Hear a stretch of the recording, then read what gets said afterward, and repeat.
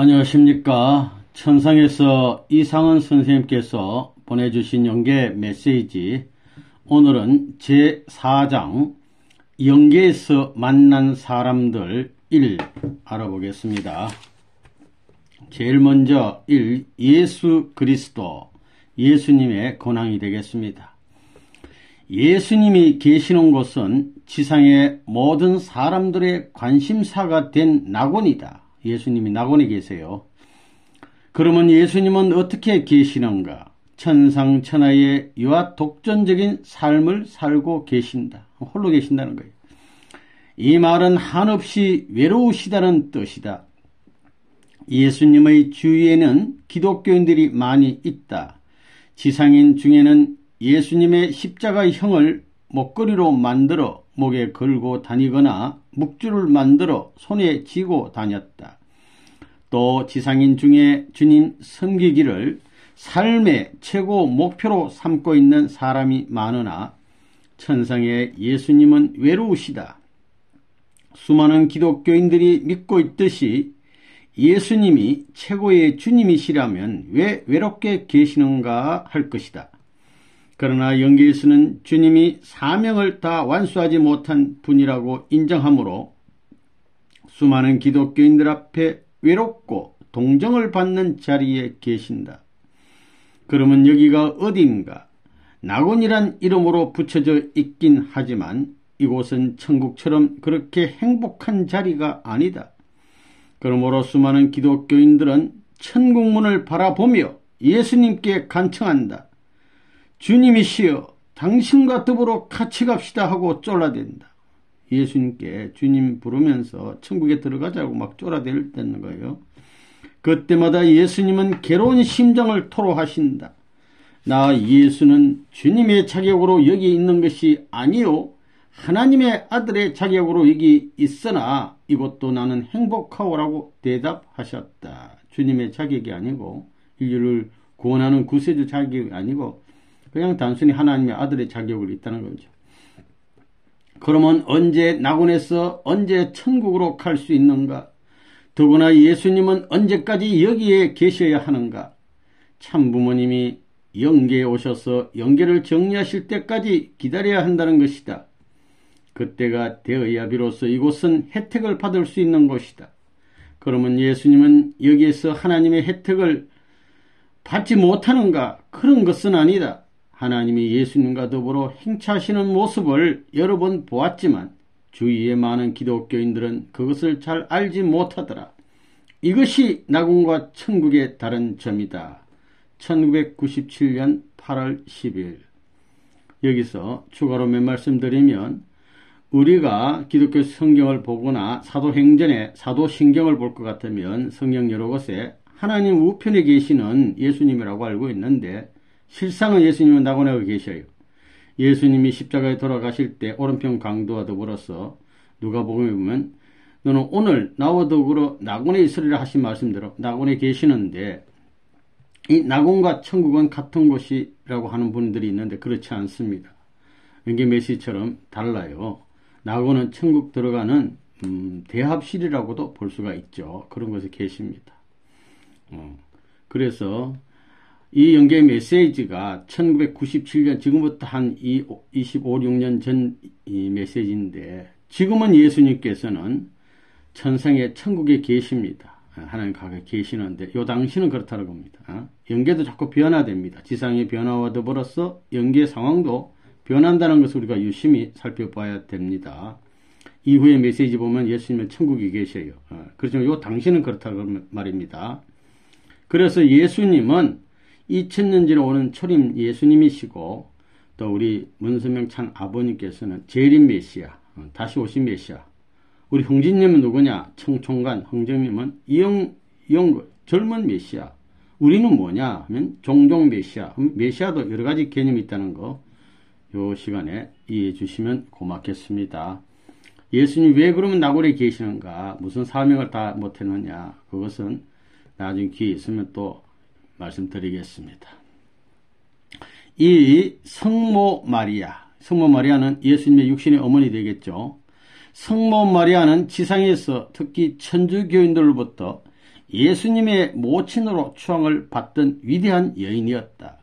그는 여기 낙원에서 항상 예수와 더불어 같이 계시지만 한 번도 고개를 똑바로 들고 다니는 모습을 본 적이 없었다.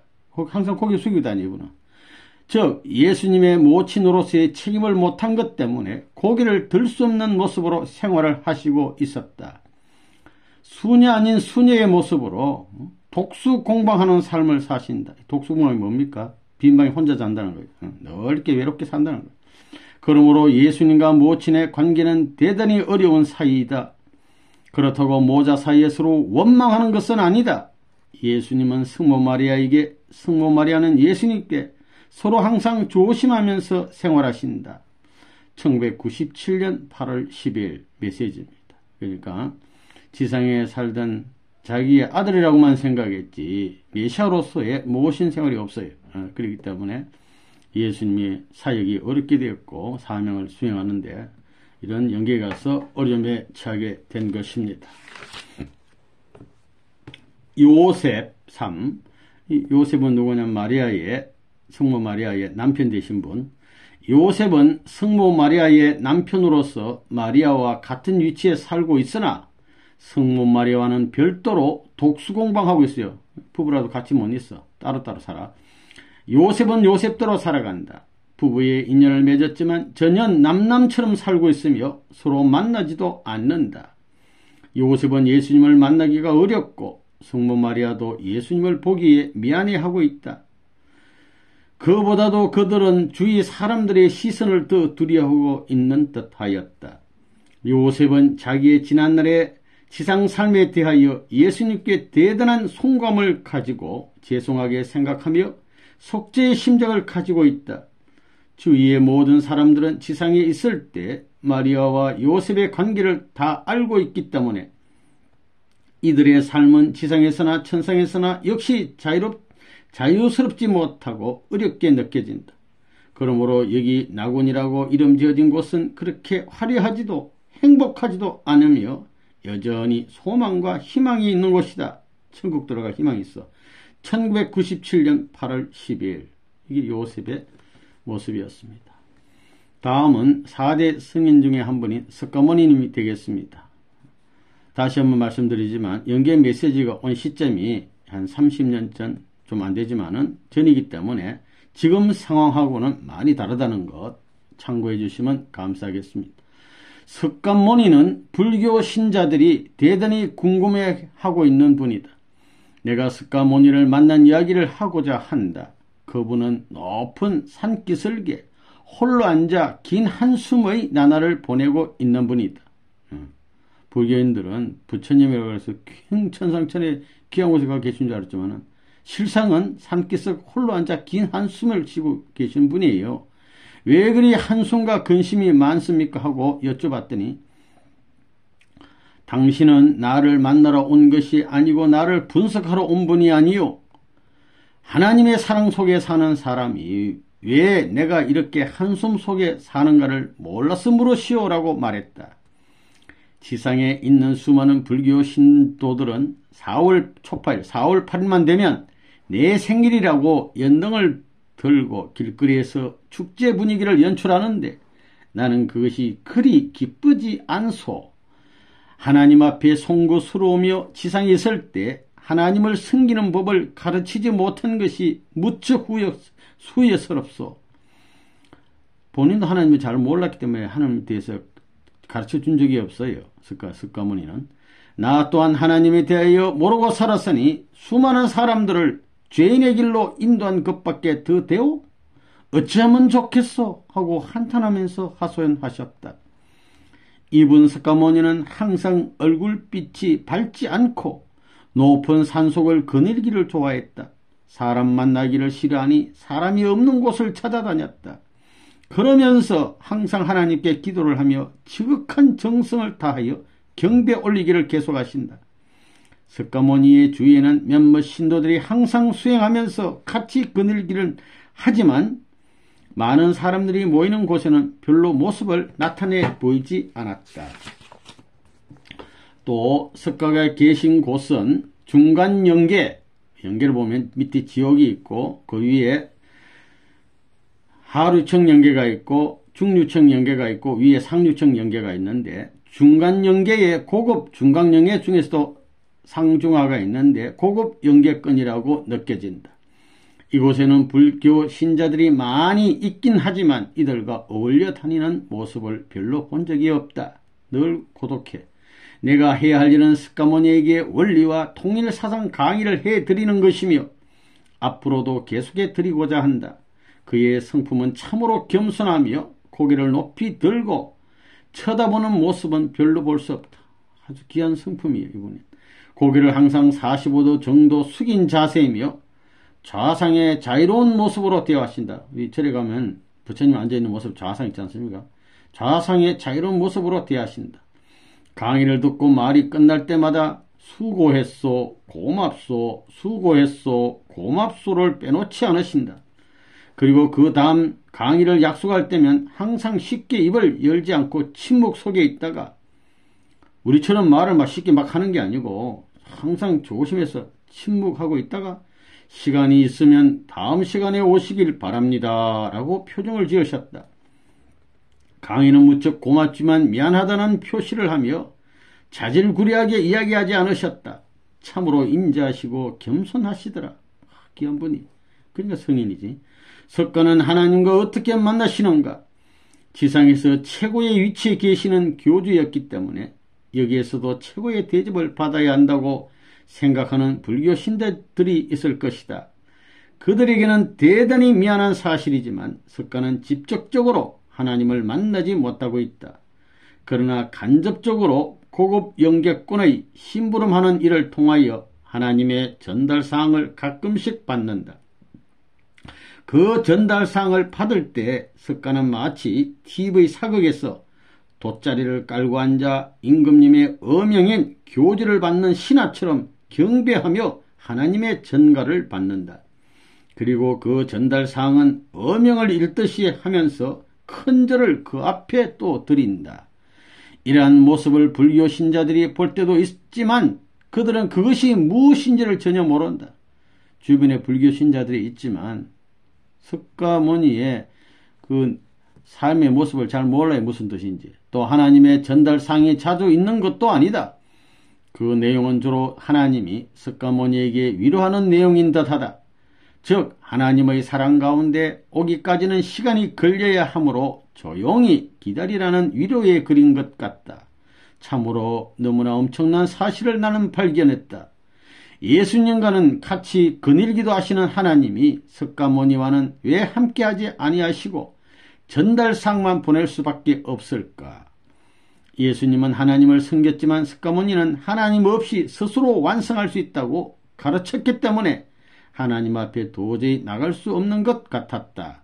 그러나 하나님은 용서하고 위로하시더라. 1997년 8월 10일. 이 당시 메시지는 이런 상황이었습니다. 이상 원장이 볼 때. 그러나 아까도 말씀드렸지만 시간이 지금 많이 지났기 때문에 지금은 하나님 가까이 계시는 우리 석가모니님이라는 것, 4대 성인 중에 한 분이라는 것 알아주시면 고맙겠습니다. 다른 연계 메시지 보면 다 그렇게 되어 있어요. 공자님, 공자님은 유교의 창시자이시다. 이분이 계신 곳은 석가모니의 위치와 그리 멀지 않은 중간 연계권의 상위권이다. 이분은 공자님은 엄동설안의 폭풍 속에서도 추운데 갓수고 두루마리를 입으신 채 눈 위에 앉아서 명상의 자세로 몇 시간이고 꼼짝하지 않고 계시는 분이었다.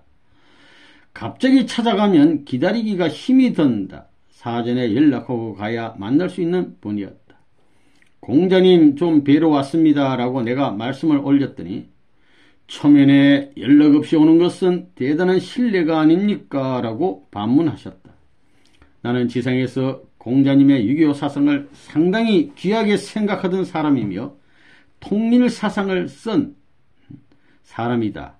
문선명 선생님을 통하여 새로운 인생관으로 삶을 살다가 여기 온 사람이라고 소개하였다. 이렇게 딱 예상 선생님이 자기 소개를 하니까 공자님이 듣고 계시다가 어른 조남을 그렇게 가볍게 불렀어야 되겠소. 문자, 선자, 명자로 조남을 올려서 불러야 하오 하고 가르쳐 주셨다. 이상훈 선생님 여기 문수명 선생님이라고 그냥 쭉 말씀해 버렸더니 글자 한자 한자면서 올려서 부르라고 이렇게 딱 말씀하시네요. 공자님은 내가 앉은 자리보다 당신이 앉아있는 자리보다 손님의 자리가 불편할 것 같더니 이 자리로 바꿔 앉으시오라고 하셨다. 예의가 바른 분이요. 조남은 물론 말씀 한마디 한마디와 쓰는 용어 모두가 예의와 예절로 꽉 차서 나의 이야기는 섣불리 꺼낼 수가 없었다. 여러 차례 갔는데 만나러 갈 때마다 갓을 쓰고 대님을 메고 조용조용히 걸어 나오신다.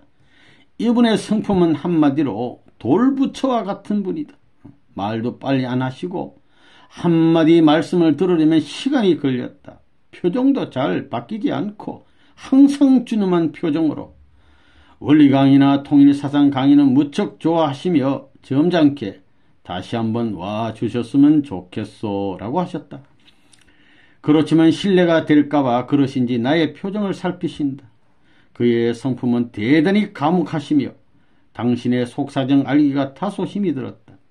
나는 공자님이 계시는 곳에 하나님의 사랑이 어떻게 전달되는가 궁금하였다. 하나님께서 스가모니에겐 심부름을 하는 사람을 통하여 전달하는 모습을 보았는데 공자의 경우는 좀 달랐다. 하나님께서 공자를 불러가셨다. 공자를 통해서 하나님 앞으로 오도록 불렀다고 해요. 그리고 공자의 사상 속에 하나님의 사상을 가르치라고 전하시니 공자님이 엎드려 절하였다. 절을 정중하게 하시느라고 일어나는 시간이 꽤 오래 걸린다. 하나님은 석가를 대하시는 모습과 공자를 대하는 모습이 왜 다르실까 하고 생각했다. 석가는 하나님 없이도 스스로 완성할 수 있다고 한 사람이지만 공자는 인간의 갖가지 예절, 품성, 규범을 가르치신 분이다. 하나님께서 공자를 더 가깝게 대할 수 있는 것은 당신 스스로가 신적인 존재가 아니라고 가르쳤기 때문일 것이다. 겸손해야 돼. 그런데 공자님 주위에는 옛날 복식대로 머리에 갓쓰고 도포 차림을 한 품이 있게 보이는 사람들이 많았다. 무슨 행사가 그렇게 자주 있는지 접근하기가 쉽지 않았다. 공자님을 만나러 갈 때면 항상 12문을 통과하듯이 몇 차례의 문을 통과해야 만날 수 있었다. 쉽게 만날 수 없어요. 1997년 8월 11일 공자님의 근황이었습니다. 이 공자님도 지금은 하나님 가까이에 계신다는 거, 지금은 영계사정이 많이 달라졌다는 거 이해해 주시면 고맙겠습니다. 마호메트, 이분은 이슬람의 창시자가 되겠습니다. 마호메트는 하나님의 성령과는 조금 동떨어진 곳에 자리하고 계셨다. 중간 연계도 아니고 낙원도 아니지만 그렇다고 지옥은 아니었다. 지상 같으면 지명을 말하면 되지만 여기서는 표현하기가 매우 힘든 것이다. 이분 계신 곳을 말하기 어려워. 쉽게 말하면 지옥보다는 위치가 훨씬 고급이지만 낙원에 비해서 그렇게 좋아 보이지 않았다. 이분을 만나러 가는 길에는 참 어려움이 많았다. 가는 길도 찾기가 어려웠다. 마음에 드는 자신의 모습이 남에게 쉽게 노출되는 것을 싫어하기 때문이었다. 그래서 상담할 면회 장소도 밟지 않았다. 어두침침한 지하실 같은 곳에서 만나게 되었다. 자기 모습이 확 드러나는 거 좋아하지 않아요. 그는 나를 만나러 온 동기가 무엇인가를 물었다. 나는 누구라고 소개한 다음 마음에 드는 분은 지상 사람들이 만나고 싶어하고 궁금해하고 있는 분이 아니냐고 하고 저도 만나보고 싶은 어른이어서 찾아왔습니다 라고 했다. 그는 마음에 드는 한참 생각하다가 입을 열기 시작했다. 육신을 가지고 살 때도 그랬습니다만 육신을 벗은 채 살고 있는 지금의 이곳은 저로서는 가분한 곳입니다. 나의 지상에서 삶이 잘못되었음을 깨우쳐 주시기 위하여 하나님께서 보내주신 것으로 알고 있습니다. 이상 원장님을 깊이 후회하며 하나님께 이곳으로 염려를 끼치드린 점을 죄송하게 생각합니다. 이곳에서도 하나님의 배려가 계셔서 여기 머물게 되었습니다. 여기나마 보내주셨으니 감사하게 생각합니다라고 했다. 마음에 드는 이어서 말했다. 내가 지상에서 육신을 가졌을 때 연구한 하나님에 대한 이론은 기존의 어떤 이론과도 견줄 수 없는 체계적이고 치밀한 이론이었다고 생각하며 살았습니다. 당신은 자기가 그렇게 살았다는 거예요. 그러나 그것이 얼마나 부끄러운 것인지는 모릅니다. 하나님 곁에 감히 고개를 들 수가 없습니다. 천성에 와보니까. 그렇지만 여기까지 오셨으니 나에게 하고 싶은 말씀을 충분히 하고 가시오라고 거듭 당부했다. 나는 이분을 4번이나 만났다. 이분을 여러 번 만난 것은 이분의 사상을 보다 분명히 파악하기 위해서였다. 2번은 통일 사상의 한 부분과 통일 원리 그리고 참 아버님이신 문선명 선생님을 소개했는데 정말 신기하게도 잘 받아들인다. 그리고 참 아버님에 대해서도 어느 정도는 알고 있었다. 덧붙여 이 어른이 이곳 영계에 그 어른이 참 아버님께서 이곳 영계에 오시길 학수고대한다고 했다. 그 이유가 무엇인가를 여쭈었더니 하나님은 참 아버님을 통하여 영계 법도를 세우며 영인들에게 해방의 길을 열어주신다는 것 등을 알고 있었다. 아버님이 영계 가야 모든 게 해결돼요. 나를 어떻게 알게 되었냐고 했더니 이곳 영계에서 개최된 여러 차례의 세미나에서 소개받았다고 했다. 이분 그 사이에 영계 세미나에서 몇 번 참석도 했는가 봅니다. 마음에뜨님이. 마음에뜨의 옷차림은 머리부터 발끝까지 덮고 있었으며 자기 피부는 거의 내놓지 않았다. 그렇지만 그분은 한 교주의 인품을 갖춘 듯하며 상당히 우람한 모습이었다. 몸이 커요. 석가나 공자의 성품과는 상당히 달랐다. 마음에뜨의 주변에는 낙원이나 중간영계보다 저급한 집들과 옷차림을 한 사람들이 많았다. 우리가 지상의 아랍인들에게 볼 수 있듯이 머리에는 터번을 쓰고 다녔다. 이곳의 대부분의 아랍권 사람들은 사람을 피하는 경향이 있었다. 쳐다보려고 하면 고개를 돌려버렸다. 왜 그럴까? 하고 생각한다 물어보았는데 쉽게 대답을 하지 않았다. 아마 그들은 내가 좋은 위치에 살고 있는 사람임을 알고서 자기들의 창피함을 감추기 위해서 그렇지 않을까 하고 생각했다. 또 그 주위에서 살아가는 영인들의 모습은 참으로 어렵고 힘들게 보였다. 지옥의 밑창에 있는 사람들처럼 분노나 시샘, 울부짖음 등은 없었지만 고달픈 생활들이 그들의 얼굴에 역력히 드러나 있었다. 마음에 드는 내가 그곳으로 찾아가는 것을 반기면서도 한편으로 부끄럽게 생각하는 듯했다. 항상 개면적인 얼굴로 대했다.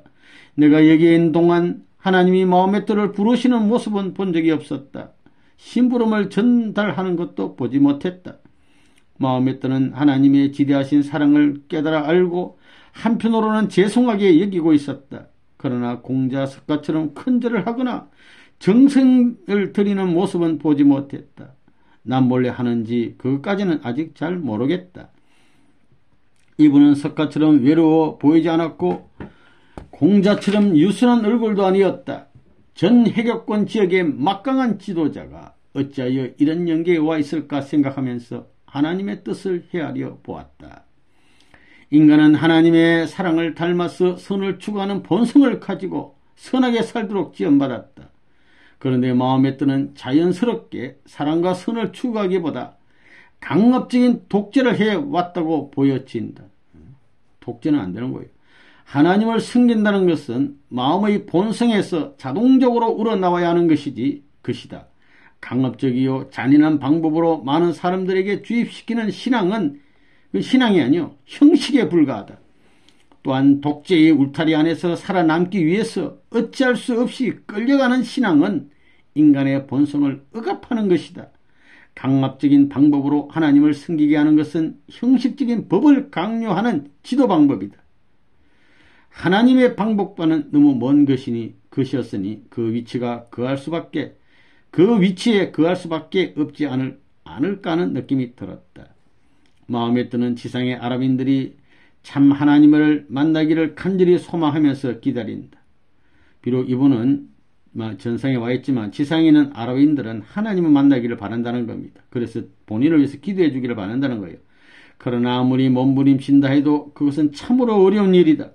지상인의 협조와 기도가 있어야 그가 하나님 앞에 나아가는 길이 열릴 터인데 그것이 없으니까 이거 얼마나 안타까워. 그러므로 아랍 지역이 사람들이 축복식에 참석하여 마음에 들어야 기도해 주면 마호메트는 무척 좋아할 것이다. 1997년 8월 10일 상당히 어려운 위치에 거하시면서 계시는 마호메트님 이스라엘 교회의 창시자가 되겠습니다. 그렇지만 이분도 지금은 하나님 가까이에서 누구보다도 하나님의 뜻을 위해서 열심히 일하는 효자의 모습이라는 거, 지금 상황은 많이 다르다는 거 알아주시면 고맙겠습니다. 7.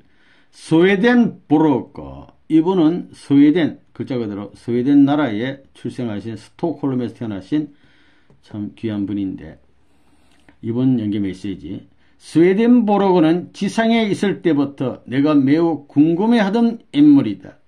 이분을 만나기 위해서 하나님의 의중을 기다렸다. 하나님, 이분 좀 만나러 가도 되겠습니까? 하고, 하나님은 어떻게 생각하시는가 하고, 그런데 하나님이 말씀하시기를, 인간의 힘은 한정되어 있지만 성령의 힘은 무한정한 것인데, 스웨덴 보로고는 자기의 지성보다 하나님의 성령을 매우 소중하게 생각하던 자라고 말씀하셨다. 이분은 낙원에서 가까운 조금 괜찮은 위치에 거하셨다. 만나기 직전에 그 주위를 돌면서 분위기를 살펴보았다. 먼저 스웨덴 보로그의 제자가 나를 배웅하러 나왔다.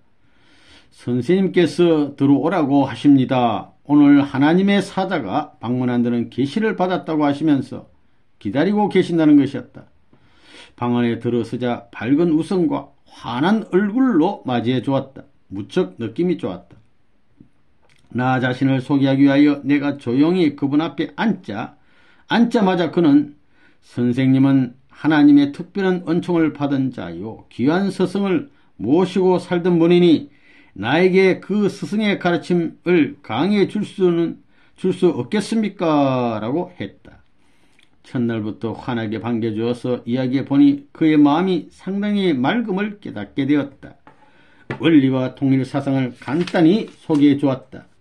그는 훌륭한 가르침을 주신 참 아버님을 소개해 달라고 했다.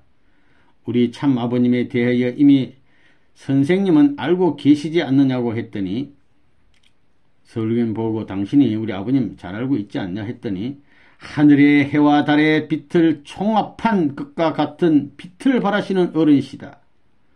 그렇게 말했어요. 해뿐만 아니라 달의 빛들, 총합한 빛을 갖고 계시는 분이 우리 아버님. 인간의 두뇌로서는 다 판단하기 힘든 스승을 이상은 선생, 당신은 모셨으니 내가 선생님께 배워야 하지 않겠소 하며 겸손한 태도로 나를 대하여 주었다. 앞으로 계속 방문하면서 서로 많은 대화의 시간을 가질 것을 약속했다. 이분은 상당히 체계적이요 조직적인 지성을 가지고 대화하는 분이었다. 특히 대화의 톤이 재미있었다. 하나님의 사랑도 체험하고 하나님도 인정하시는 분인데 왜 낙원 가까이에 거하시는가 하고 의아해했다.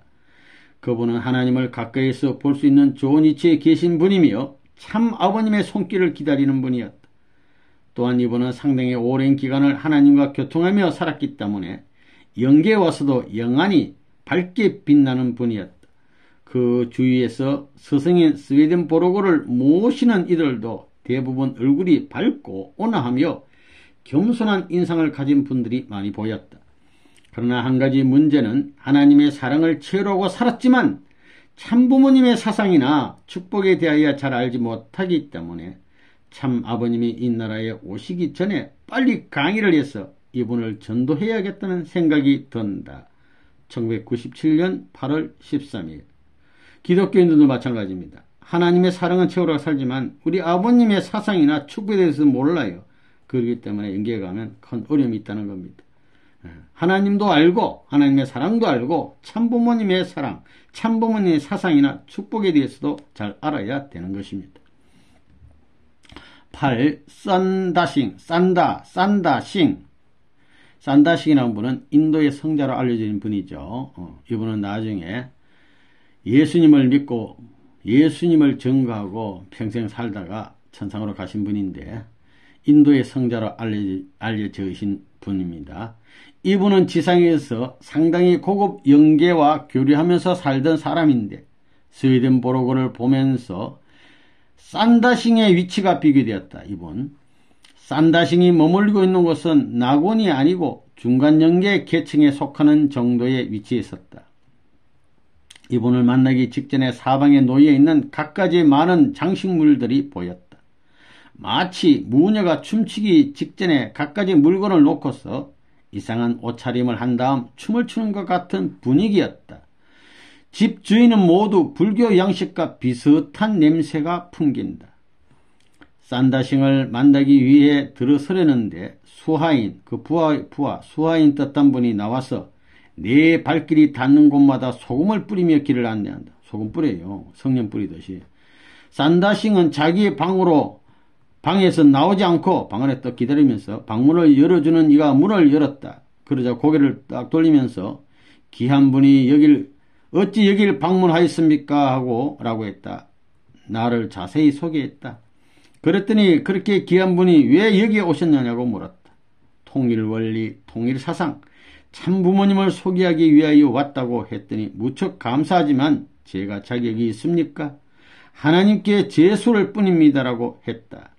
그 이유가 뭐냐고 했더니 지상에서 하나님의 성령만 받은 것이 아니고 다른 계층의 영도 받아들였기 때문에 영혼이 하나님 가까이 가기에 부끄럽다는 것이었다.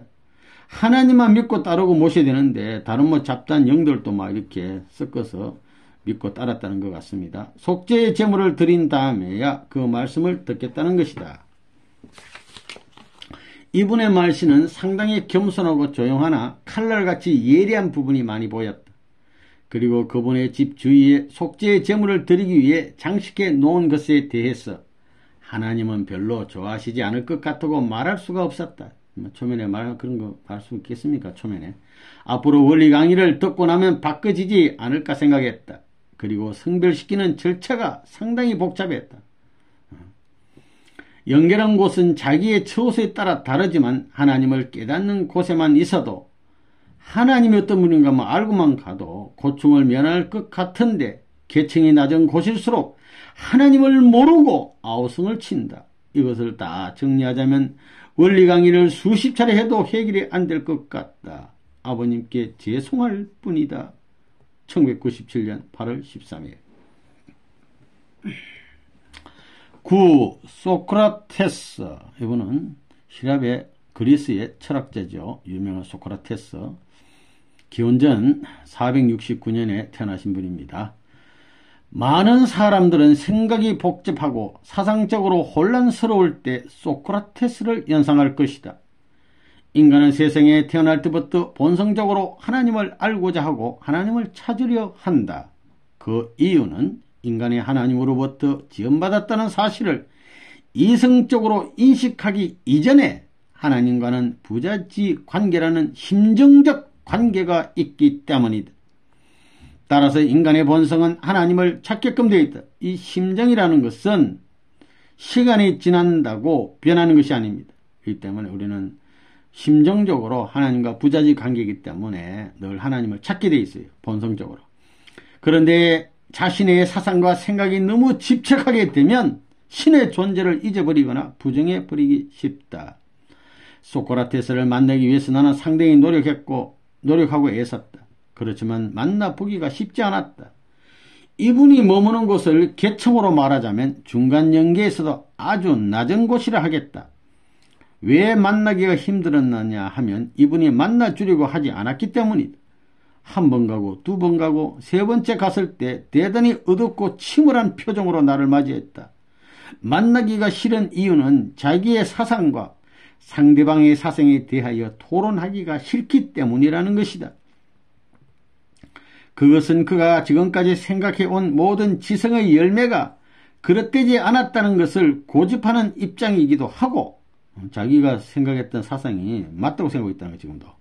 또 하나는 상대방의 사상을 들을 필요가 없다는 것이다. 보통 이렇게 우리들이 교만한 사람들이 이렇게 생각하잖아요. 고집센 사람들은. 자기 것만 옳고 나올 거 아예 들을 생각하지 않듯이 상당히 오만하고 또 이야기하기를 귀찮아했다. 나의 이야기를 들으려고도 하지 않았다. 그렇지만 조금씩 통일 사상을 꺼내어 조목조목 짚어가며 천천히 이야기하기 시작했다. 한참 강의를 하고 있는 중에 선생의 그 이론을 누가 만든 것이냐 들어보니까 뭔가 깨달아지는 게 있어. 도대체 누가 만들었냐? 당신 것이요? 선생의 이론이라면 상당히 많은 생각을 한 것 같수라고 했다. 그래서 참 아버님을 소개하기 시작했는데 참 아버님은 잘 모르고 있었다. 많은 시간을 통해서 이야기하고 나니 조금 구멍이 열린 것 같았다. 철인의 사상은 하나님 앞에 상당히 방해물이 되는구나 하는 생각도 들었다. 자기의 생각과 사상에 꽉 차 있어서 원리적인 사상을 집어넣기에는 시간이 걸릴 것 같다. 다음에 또 왔을 때 강의를 들을 의사가 있느냐고 물어봤더니 꼭 듣고 싶은 마음이 있는 것은 아니지만 나의 생각과 사상을 바꾸겠다는 마음으로 오신다면 그렇게 환영하지 않겠소. 환영 안 한다고요. 라고 했다. 이분은 한번 생각에 잠기면 그 문제점이 해결되기까지 아무도 만나려고 하지 않았다. 철학자들은 고집이 세요. 제일 골치 아픈 분들이요. 그래서 그분의 주인은 삭막했고 사람들과는 약간의 거리가 있는 곳이 있었다. 아버님도 그런 말씀이었어요. 철학자들이 아주 꼴통이라고. 하나님의 사랑 속에서 모든 꽃이 피고 지는 피조물의 조화도 인간의 삶과 죽음도 하나님의 능력의 조화로움에 기인하고 있다는 사실도 하나님의 존재에 대해서도 관심을 가지려 하지 않았다. 철학자들은 하나님 안 믿지 않아. 그것 때문에 그분의 아집을 없애는 데 시간이 걸릴 것 같아. 그렇지만 희망을 가지고 있다. 통일사상은 어떤 철인의 사상보다 차원 높은 사상이기 때문이다. 잘 교육만 하면 돌려놓을 수 있다고 해요. 리포터의 질문, 소크라테스는 참 아버님을 아십니까? 하나님도 알고 있습니까? 답변, 하나님은 알고 있으나 참 아버님은 깊이 알지 못하며 자기 사상 때문에 알려고 하지 않는다. 1997년 8월 13일. 이 소크라테스 이분도 5대 성임 이렇게 들어가잖아요. 이분도 지금은 아버님을, 하나님을, 참 아버님의 사상을 받아들여서 천상의 귀한 곳에 가 계시다는 거 알아주시면 고맙겠습니다. 10. 아담은 인류의 조상 아담, 해와 이브 할 때 아담은 인간의 조상이요 우리의 할아버지인데 얼굴도 잘생기고, 이분 잘생겼어요. 선하고 항상 온화하여 상대방의 마음을 편안하게 해주는 그런 얼굴이었다. 귀한 분. 어느 계층에 아담이 머물고 있을까 하고 궁금해했다. 아담은 타락 후 하나님과 너무 먼 자리에 떨어져 있어서 하나님 앞에 나타날 수 없는 인물이었다. 그런데 그의 탄광 기간이 끝났으므로 현재는 하나님 가까이 있는 좋은 계층에 머물고 있다. 아담은 항상 하나님 앞에 나가기를 두려워하고 어려워한다. 항상 조심하고 지내고 있었다. 아담은 이곳의 생활이 에덴 동산의 생활보다 훨씬 더 좋다고 했다. 모든 것이 풍요롭고 많은 사람과 만날 수 있기 때문이라고 했다. 에덴 동산에 있을 때는 항상 외로웠다는 것과 하나님을 만나는 시간이 두려웠으며 해와를 행복하게 해줘야 한다는 것을 몰랐다고 했다. 그냥 같이 다니며 동산 속에서 살면 되는 줄 알았다는 것이다. 쉽게 말하면 남자로서 철이 없었다고 표현하고 싶다고 했다. 그 당시 헤아가 아내라는 사실이 눈에 띄일 나이도 아니었다. 헤아가 잘못됨으로써 그때서야 비로소 그 사실을 깨달았으며 그 당시 자기로서는 어찌할 수가 없었다고 했다. 아담은 인간 조상의 책임 분담을 다하지 못함으로써 수천 년간 무던히도 고생했으며 하나님 앞에는 말할 수 없는 죄인의 심정이었다고 고백했다. 지금은 하나님 가까이서 잘 지내고 있지만 항상 조심스러운 모습이었다. 1997년 8월 14일. 타락 당시에는 철이 없었다고 해요. 철이 없었어. 그래서 이렇게 됐다는 겁니다. 우리 아담, 인류의 조상. 그 부인 되시는 해와 이브라고도 하죠. 이브. 하와라기도 하고 해와. 해와는 인류 역사상 가장 큰 범죄자라고 하면 좀 가혹한 표현일지 모르나 어찌할 수 없는 오점을 남긴 장본인이다. 해와는 아담과 같이 하나님 가까이서 거하고 있었어요. 지금은 많이 환경이 좋아졌어.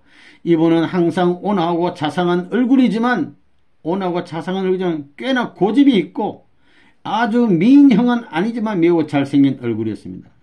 미인은 아니지만 잘생겼다. 이게 좀 재밌는 분인데 가까이에서 이야기를 조금 하려고 하면 항상 얼굴을 피하여 버렸다. 그리고 또다시 만나게 되면 똑같은 방법으로 고개를 돌리거나 숙이거나 하면서 눈이 마주치는 것을 무척 꺼려했다. 싫어했단 말이에요. 시간은 조금 걸렸지만 대화의 문을 열었다. 이상 원장님 좀 아주 집착하는 게 있잖아요. 무언가 판해야 돼. 해결해야 돼. 혜원은 내가 하나님 앞에 가까이 있는 자임을 알기 때문에 서로의 의견을 나눠가면서 솔직히 대화하려고 했다. 저의 잘못된 가오를 다시 말씀드릴 필요가 없지만 털어놓겠습니다 하면서 시작했다. 혜와 할머니들이 말하는 거예요. 아담과 저희 사이는 정말 가까이서 항상 같이 먹고 자며 살았습니다. 우리는 그때 나이가 어렸기 때문에 앞으로 부부가 될 것을 어떻게 알았겠습니까? 몰랐다 이게. 아담은 항상 여기저기 쫓아다니며 놀기를 좋아했지요. 혜가 볼 때는 그렇단 말이에요. 나 역시 놀기를 좋아했지만 또 여자다 보니까 조용하게 앉아 하나하나 만물과 더불어 즐기며 지냈습니다. 아담과 같이 보내는 시간이 있었지만 아담은 아담대로 나는 나대로 노는 시간이 많았기 때문에 상호간 이성적인 표현이란 해보지 않았지요. 그런데 그때 나에게 이성의 눈을 뜨게 한 이가 바로 루시퍼였습니다. 이놈이고 루시퍼는 항상 내 곁을 떠나지 않았고 나를 데리고 다니면서 자상하게 가르쳐 주기도 했지요. 이렇게 또 접근해요. 때로는 내가 먹고 싶어하는 것도 갖다 주기도 했습니다. 잘 가르쳐주고 막 좋은 거 많으신 거 갖다 주고 이러면 사람 따라가잖아. 그러는 동안에 저는 루시퍼에게서 이성을 느끼게 되었고 루시퍼도 저를 사랑하게 되었습니다. 사랑의 눈이 먼 거예요. 루시퍼와의 사이가 무르익어 갈 무렵 아담도 그것을 눈치챘지요.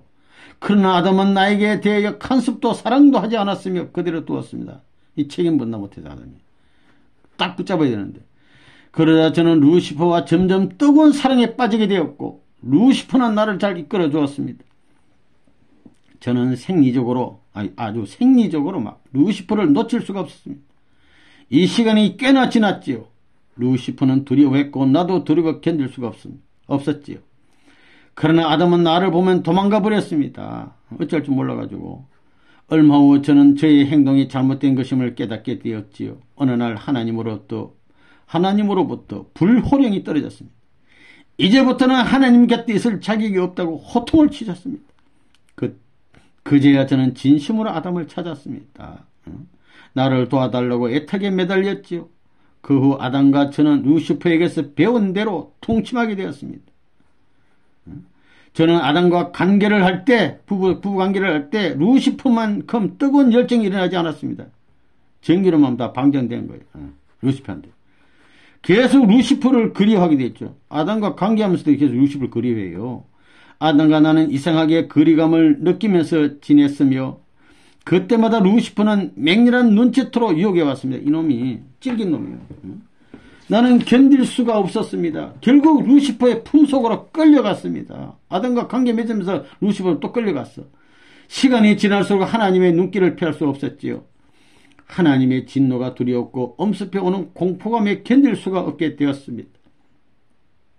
그러자 아담과 관계하지 않더라도 아담 곁에 가면 어떤 평안함이 느껴졌습니다.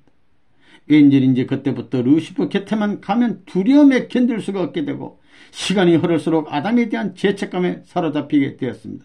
그래서 이제 루시퍼 이제 차버리고 아담으로 자꾸 옆에 온 거예요. 아담은 나를 위로했지만 내 마음은 항상 견딜 수가 없었지요. 그것이 지금까지의 나의 생활이었습니다.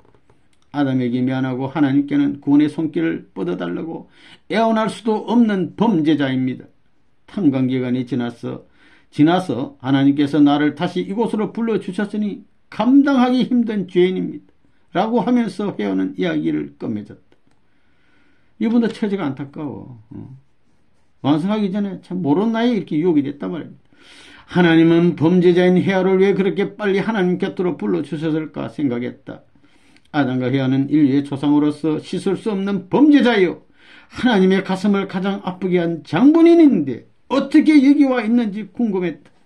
인류 역사가 흘러감에 따라 이제 지옥까지 해방하는 기쁨의 날이 와야 한다. 그렇지 않고는 육신을 가진 인간이 지상의 고통에서 헤어나기가 힘들기 때문이다. 이제 지상의 참부모님 가정에서 아담 가정을 대신한 탕감 조건이 세워졌으므로 그것을 조건으로 하여 아담 가정은 해방되었다.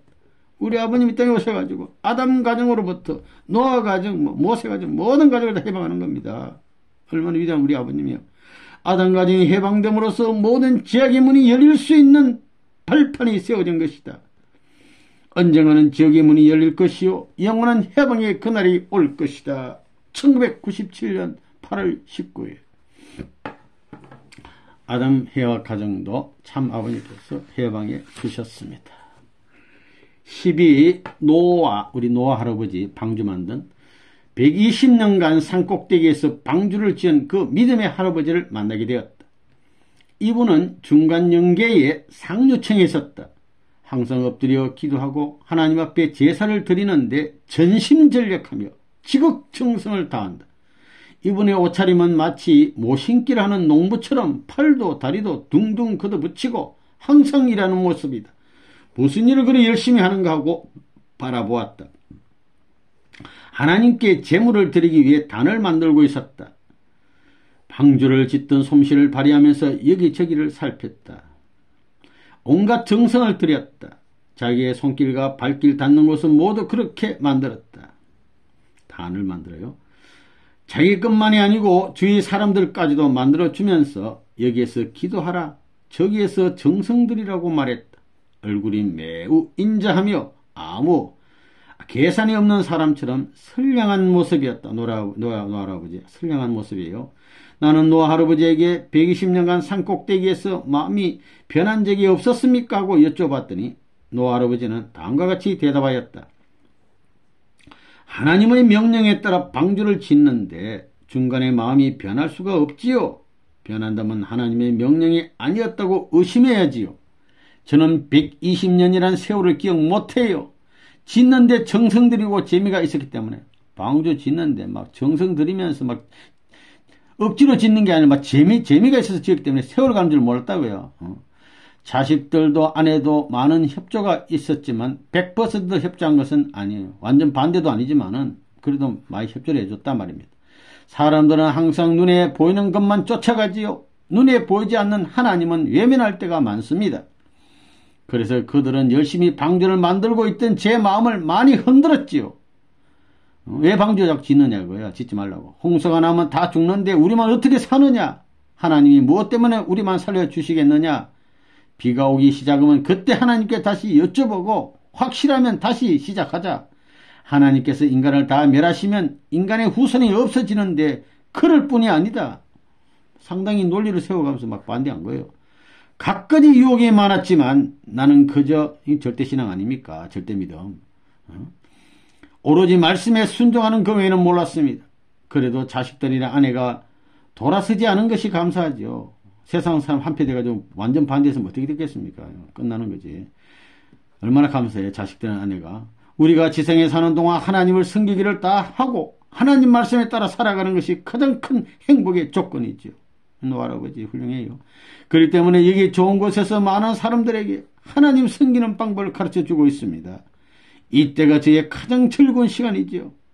하나님 섬기는 방법 가르쳐주는 게 제일 좋은 시간이라는 거예요. 좀 외람되지만 선생님께서는 어찌하여 하나님의 은혜를 크게 잊고 있는지 궁금하오. 지상에서 얼마나 잘 선교소라고 했다. 이 어른은, 노아 할아버지는 참 부모님을 확실히 모르고 있었다. 한참 설명을 드리고 나서 깊은 생각에 잠겼던 하더니 선생은 때를 잘 타고난 사람 같소 하며 욕심을 부리는 표정이었다. 언젠가는 모두가 하나님 앞에 가까이 갈 수 있다고 설명해 드렸더니 여기도 감사하지요. 내가 쌓은 공적에 따라 사는 것이 아니냐 하며 참 부모님에 대하여 많은 것을 듣고 싶어 했다. 그 다음에 홍순 10반 때가 궁금하여서 그때 심정을 알고 싶습니다 라고 여쭈었더니 노아는 대답하기 시작했다. 하나님은 어느 날 나에게 절박한 명령을 내리셨습니다. 노아야 서둘러라, 서둘러라, 빨리 서둘러라. 항상 이거 3번. 그리고 방주 안에 다 들어가라고 명령하시더니 3일이 지나서야 비가 쏟아지기 시작했습니다. 모든 가족들은 그제야 아버지를 믿기 시작했지요. 방주 들어가자마자 비가 안 쏟아지는 거예요. 3일 동안 또 3일 노정 거쳐가지고 3일 지난 다음에 이제 비가 쏟아지는 겁니다. 3일 동안 같이 있을 때 짐승들도 가족들도 비는 안 오지 갇혀놓으니까 막 답답해서 문 열어달라고 야단이었습니다. 방주 문 열어달라고. 그때 심정은 간절히 기다리며 오로지 하나님께 의지하는 마음뿐이었습니다. 홍수 심판을 하옵소서. 이 땅에 하나님의 나라를 건설하시옵소서 하는 것이 일관된 기도였지요. 절대신앙.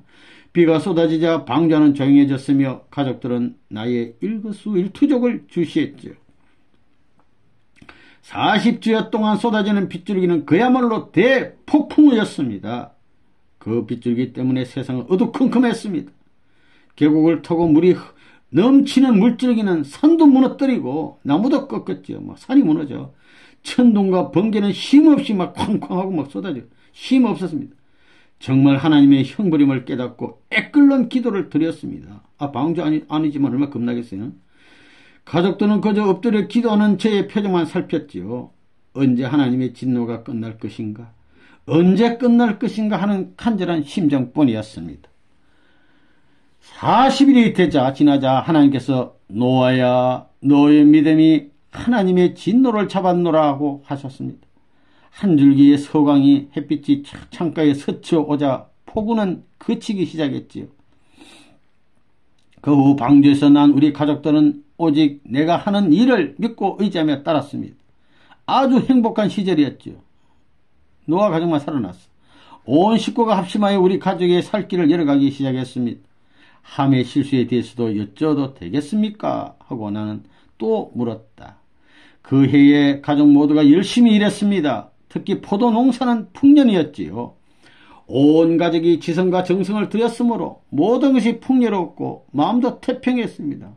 가족이 합심해서 농사지니까 농사도 뭐 풍년이야. 자리에 눕기만 하면 정말 행복한 느낌이었습니다. 이때 좀 조심해야 되는데. 그런데 한참 일하다가 피곤하기도 해서 포도주를 한 잔 마시고 보니 포도주 한 잔 딱 마시고 졸렸던 것 같습니다. 몸에서 열이 났던지 제가 입었던 옷을 모두 벗어 던진 채 자고 있었던 모양입니다. 나체가 되었죠. 피곤해가지고 포도주 한 잔 먹고 열이 났어. 평소에 둘째 아들 녀석은 부모의 뜻을 잘 따랐습니다. 하면 효자의 평소에 내가 자고 오시니까 편히 잠들게 해드리려고 제 방으로 들어왔던 것 같습니다. 그러다가 발가벗은 내 모습을 보고 소스라치게 놀랐던 모양입니다. 가족들이 몰려와서 소란을 피웠고 특히 아내는 무척 나를 원망했습니다. 하나님을 섬기는 분이 자기 몸 하나 간수하지 못하냐고 그랬습니다. 내 몸을 간수하지 못한 제가 하나님 앞에 크게 누가 되었지요. 일생을 바쳐 하나님을 섬겨왔으나 홍수 심판 이후 저는 겸손보다 교만해지게 되었으니 하나님이 저희 가족을 훈계하여 징계를 내리셨지요. 하나님께는 항상 겸손한 자세가 먼저라고 생각합니다. 그리고 자신의 실수를 생각할 때마다 하나님께 죄송하며 면목이 없다고 했다. 노아는 일생 동안 하나님 섬기기를 다 하였다. 둘째 아들 함의 실수 정도는 하나님께서 조금 봐주실 수 있을 텐데 하나님께서는 매정하게도 함의 실수를 용서치 않으셨다. 잘들 모르고 있다. 이리 벌어진 거예요. 이것은 인간 타락 때문이며 하나님께서 용서하시면 사탄의 또 다른 침범의 조건이 되므로 용서하실 수 없었던 것이다. 이것이 영계인의 나라의 법이고 천법은 준엄한 것이다. 그러므로 하나님 앞에 후히 대접받고자 하는 자는 영계법에 통과하고 합격할 수 있는 삶을 살아야 한다. 그래야 하나님 앞에 대접받는 자가 된다. 지성의 삶을 다시 생각하며 모두 하나님 앞에 합격될 수 있는 자가 되기를 진심으로 바라는 바이다. 1997년 8월 19일 만고 효자신 흥진님도 우리의 함의 실수를 참 회원해 주기 위해서 지상에 와서 역사한 바도 있습니다. 13. 아브라함과 이삭, 아주 귀한 분이죠. 믿음의 조상 아브라함과 또 이삭, 충성, 순종의 대명사 아브라함과 아버지와 아들, 귀한 분. 아브라함과 이삭은 내가 이 분들을 만나기 전부터 벌써 소개를 받았다고 한다. 가보니까 벌써 알고 있어. 그 이유는 아브라함은 내가 천상에서 하나님 가까이 있으면서 섭리사의 중심 인물들을 만나러 다닌다는 소문을 들었기 때문이었다. 저기서 먼저 알아요. 이런 분들은. 이들은 귀한 분이 내 처소까지 오시게 할 수 없다며 스스로 찾아오셨다. 아브라함의 얼굴이 준수하고 잘생기고 생김새가 무척 수려한 모습이었다. 어떤 모습 보고 싶어요. 준수하고 수리한 모습, 어디 계시는지 거처를 가보고 사정을 들어보고 싶다고 하자 내 주위에 아브라함 주위에 있는 모든 사람들은 천상의 법도에 따라 하나님 섬기기를 잘하며 아침 저녁으로 하나님께 경배드리며 정성을 드리는 분들이라고 했다. 주변에 그런 분들만 또 있어. 이삭 헌재에 대하여 궁금합니다 하고 했더니 그러시겠지요 하며 이야기를 시작했다. 나는 본래 자식이 귀했기 때문에 자식을 기다리다 보니 하나님을 섬기면서 정성을 들였습니다. 자식 낳게 해달라고. 하나님의 음성 속에서 하나님을 거부할 만한 내용이 없었습니다. 모든 것을 하나님께 의지하고 모든 것을 하나님께 맡기면서 하나님과 더불어 살고 싶은 것이 하나님에 대한 나의 믿음이었습니다. 하나님의 올인한 분이요. 매일같이 정성 들였더니 100세에 자식을 주셨습니다. 그 소중함이란 이루 말할 수 없었지요. 내가 하나님 앞에 정성을 드리는 것조차 잊어버릴 정도로 이삭 하며 자식에게 푹 빠져버렸습니다. 자식을 주신 이가 하나님이신데 하나님에 대한 믿음보다 자식 이삭에 대한 사랑이나 생각에 푹 빠지게 되었지요. 그런데 이 자식이 무럭무럭 자라면서 아버지 일에 사사건건 흥미를 느끼며 관심을 가졌습니다. 무척 아버지를 따랐지요. 정성 들여서 얻은 자식이라 그런지 아비가 하나님을 섬기기를 소리하면 아버지 하나님께서 노하시겠습니다. 어찌하여 오늘은 제단에 물이 말랐습니까 하고 제가 대신하겠습니다 하면서 영특하게 자라주었지요. 그러던 어느 날 하나님께서 아브라함아 하고 부르시며 내가 너에게 제사를 받고 싶다. 특별히 그 제사는 너가 무척 어려워하리라. 그래도 할 수 있겠는가 라고 제게 물어오셨지요. 하나님 분문대로 하겠사오니 하명하시지요 라고 말씀드렸습니다. 아브라함아 너가 가장 소중히 여기는 이삭을 제물로 드리기를 원하노라고 하셨습니다. 저는 잘못 전달된 말씀이라 생각하고 하나님 무엇을 바치라고 하셨나이까 하고 다시 여쭈었습니다. 내 자식 이삭을 제물로 바치기를 원하노라 라고 확인시켜 주었습니다. 다시 한번 확인했더니 저는 견딜 수가 없었습니다. 밤도 낮도 모두가 캄캄했습니다. 며칠간이나 고민하고 생각에 잠겨 있었는데 이삭이 아버지 곁에 와서 아버지여 무슨 걱정이라도 생기셨습니까? 라고 계속 다그쳐 물었다. 이삭아 하나님께서 제물을 드리라고 하셨다라고 했지요. 제물 드리라고 그런다고요. 이삭은 이해할 수 없다는 듯이 말했습니다. 제물 드리면 되지 왜 이렇게 고민하고 있냐고요. 아버지 어찌하여 하나님 명령을 실천하지 않고 그렇게 계시는지요. 빨리 하시지요 하고 재촉했지요. 이삭아 여기서 제물을 드리는 것이 아니고 아주 먼 곳으로 가야 한다. 아주 높은 산 먼 곳이란다 라고 했더니 그렇게 먼 곳이라면 더 빨리 서둘러야지요. 빨리 갑시다 아버지 하고 재촉했습니다. 성화에 못 이겨 저는 끌려가다시피 했죠. 아브라함이 이삭을 끌고 가는 게 아니고 아들이 막 밀어가지고 끌려가다시피 이렇게 효자예요. 이삭은 며칠 걸려서 산 꼭대기에 다다랐습니다. 아버지여 오늘의 제물은 무엇입니까? 라고 닥쳐 물었습니다. 제물 바치는 도와주려고. 저는 말할 수 없어요. 말할 수 있어요 이거. 장작더미가 높이 쌓이자 이삭아 하고 덥석하노니 이삭이 말하기를 아버지여 하나님께서 이삭을 바치라고 하셨지요. 저는 알았어요. 아버지가 걱정하는 표정을 보고 알았지요 라고 했죠. 이삭은 하나님이 저를 제물로 선택하신 것이 대단히 감사합니다. 아버지요 무슨 걱정이 있습니까? 하나님께 드리는 제물은 좋은 것이지요. 복되지 하며 덥석 누워버렸습니다. 자기 죽는 거 걱정하지 않고 빨리 칼로 내리치라는 거죠. 하나님에 대한 두려움과 자식에 대한 애절한 마음이 뒤범벅이 되어 하늘을 쳐다보며 기도했지요. 아버지시여 소재의 제물을 바칩니다 하면서 칼로 내리치려는 찰나의 그 순간에 하늘로부터 불효령 같은 음성이 크게 들렸습니다. 아브라함아 이제 너가 나를 경외하는 줄 안다. 손을 멈춰라 하고 소리쳤습니다. 이때 장작 때문에 누운 이삭이 일어나 아버지께 어찌하여 제물을 바치지 않고 멈추십니까 하고 재촉했죠. 빨리 칼로 내리치라고 재촉하는 이삭. 이삭아, 하나님이 너의 제물을 받지 않겠다고 하시니 일어나 어서 내려오너라고 했죠. 이삭이 다그쳤습니다. 아버지시여, 하나님 앞에 거짓 맹세하시면 이삭이 아버지를 바로 볼 수 없습니다고 소리쳤습니다. 이런 분이에요, 이삭이. 하나님이 이삭아 하고 부르시니 이삭도 그 음성을 듣고서야 저의 말을 믿었습니다. 하나님은 저의 재물 헌재에 실수한 것을 이번 일로 저희 부자를 용서하셨지요. 이때 이삭이 옆에서 하나님께서 제가 너무 어려서 재물의 가치가 없다고 생각하셨나 봐요 라고 농담을 했지요.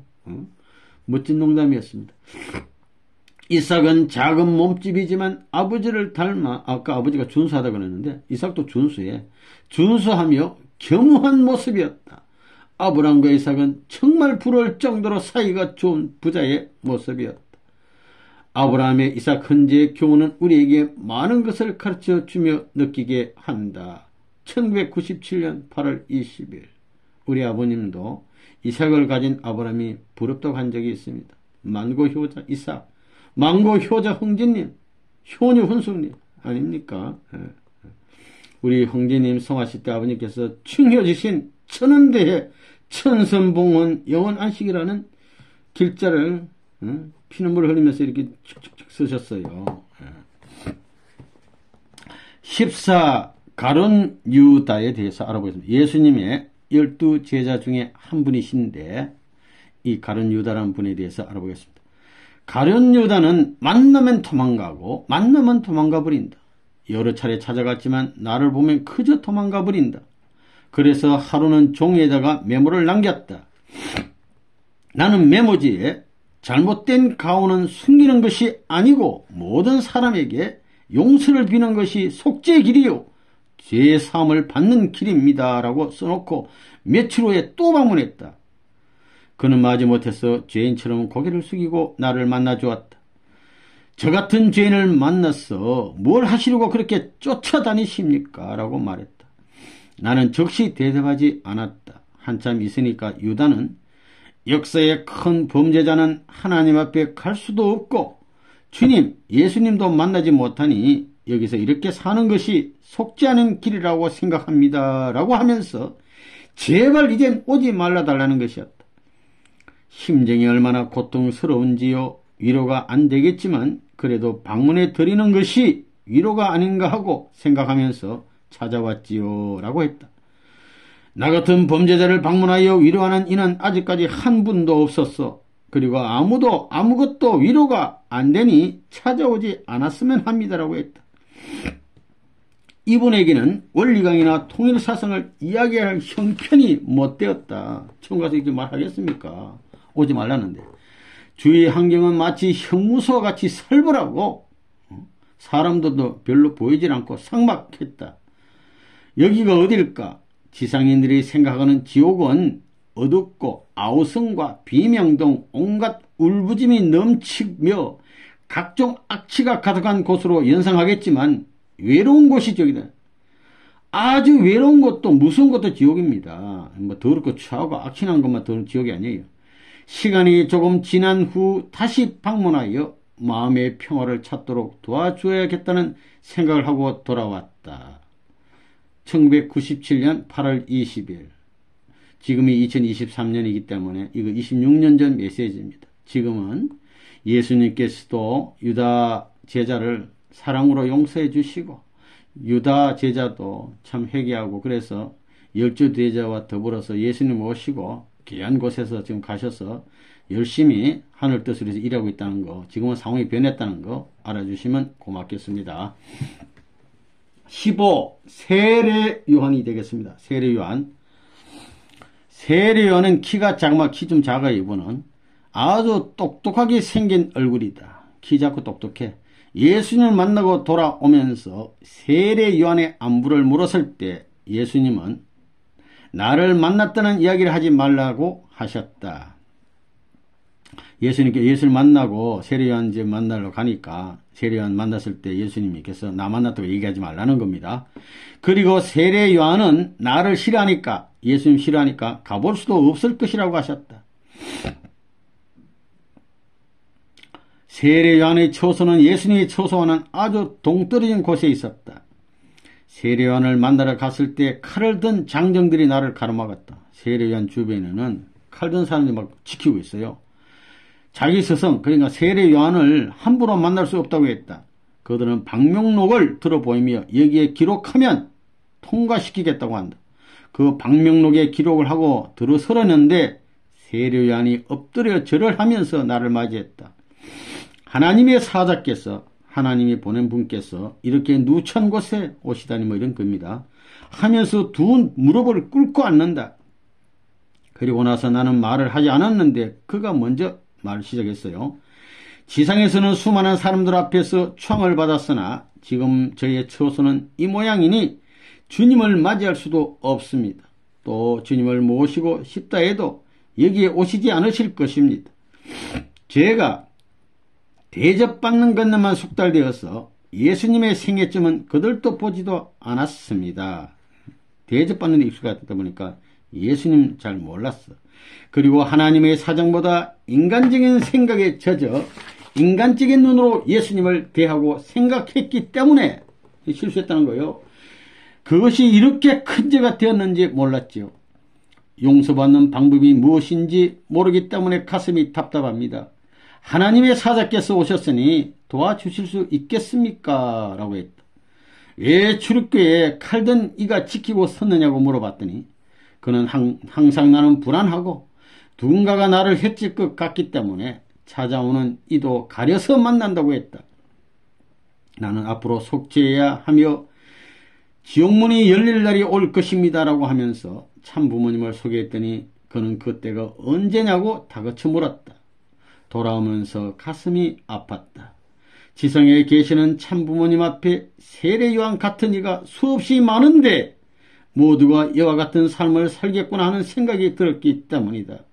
참 아버님 앞에 세례요한 사명해야 될 수많은 사람들이 모두 다 실수하지 않았습니까? 안타깝다 그죠. 1997년 8월 20일 16. 김일성, 북한의 지도자 주석 김일성을 만나기 위해 나는 사방팔방을 다니면서 거처를 찾아다녔다. 하나님께 김일성의 거처를 여쭈었더니 고개를 흔드시기만 한다. 하나님 대답 안 해요. 여기저기 물어봐도 아는 이가 없었다. 생각하다 못해 이 나쁜 짓을 많이 하니까 나쁜 것에 밑으로 갔겠지 싶어서 계층이 낮고 낮은 곳으로 가서 찾아보기로 했다. 이곳이야말로 무슨 곳이라고 느껴졌다. 그런데 이게 웬일인가? 총과 칼에 상처투성이가 된 한 거인이 문 안으로 들어가지도 못하고 출입구에 기댄 채 차마 볼 수 없는 처참한 모습으로 웅크리고 앉아있는 것이 아닌가. 출입구에 혹시 김일성 주석이 아니십니까? 하고 내가 여쭤보았다. 그는 고개도 제대로 가누지 못한 채 신음소리를 내면서 하면서 누구냐고 물었다. 내가 누구라고 밝히고 참 아버님의 조남을 떼었다. 김일성 아버님 만났다. 그 후에 그는 여기저기 상처난 모습으로 자세를 바꾸면서 꿇어앉아. 아버님 조남을 대니까 이제 자세를 바꾸면서 꿇어앉아. 그 어른의 뜻을 받들지 못하고 잘못을 많이 저질렀기 때문에 여기서 이 고통의 대가를 치는 것 같다고 했다. 왜 안에 들어가지 않고 여기 출입구에 계시는지요? 하고 내가 물었다. 그는 저 안에라도 들어갈 수 있으면 좋겠습니다. 저 안에 들어가기만 하면 돌멩이를 나에게 던지고 칼이라든가 권총동으로 위협하면서 난리법석을 피우니 견딜 수가 없습니다. 또 물러가라 하는 고함소리 때문에 도저히 그곳에 있을 수가 없어 쫓겨난 거죠. 아니 지옥으로도 들어가도 못하고 문 앞에서 고생하고. 그는 선생님 어찌 나를 찾고 있소? 이 처참한 모습을 아들 김정일이가 알겠소? 이대로 가다간 우리 북한은 매우 위태롭게 됩니다. 나는 그것을 벌써 알았지만 어찌할 수 없었소. 정일이가 어른 참 아버님을 모시고 지시를 받아가면서 잘 이끌어 나가길 바랄 뿐입니다. 북한 땅 동포들의 고함소리 비명소리가 이렇게 큰 줄은 몰랐습니다. 제가 지은 잘못이 이렇게 큰 줄은 몰랐습니다. 어느 곳에서도 나를 반겨주는 이는 없습니다. 선생님이 나를 구해 주실 수 있겠소? 라고 했다. 나는 원리 강의와 통일사상 강의를 할 수밖에 없었다. 그의 처참한 모습을 정말 볼 수가 없었다. 그곳 문 안쪽으로 들어가니 감옥과 같은 광장이 있었다. 그곳에 있던 사람들이 모두 일어나면서 당신은 누구시오? 당신은 누구길래 이렇게 당당하게 들어오는가라고 했다. 나는 하나님의 심부름으로 여기 왔노라고 하면서 조금만 이야기할 수 있는 시간을 달라고 했다. 여기저기서 그럽시다. 시간이 남아있는데 연선이라 해보시오. 라고 하면서 야유 섞인 소리가 빗발쳤다. 나는 하나님을 사랑의 주인공이라고 설명한 후 원리강론의 이성성상을 강의하면서 위하여 살아야 한다는 내용을 가지고 50분 동안 눈물로 호소했다. 고생하는 사람들끼리 서로 사랑하고 허물을 덮어가면서 지옥 해방의 그날까지 참고 기다려야 한다고 호소했다. 그리고 나서는 내가 먼저 김일성에게 여기 좀 누우시지요. 너무 상처가 많습니다 하고 만지면서 치료해드렸다.